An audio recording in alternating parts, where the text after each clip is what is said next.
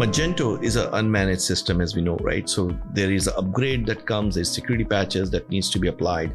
And when you are upgrading Magento, all these extensions also needs to be upgraded. So extension building partner is supposed to upgrade those extension, test, and make sure it works with the latest version of Magento. You need a lot of people to support to upgrading those extensions, to supporting those extensions to an agency partner or to a merchant.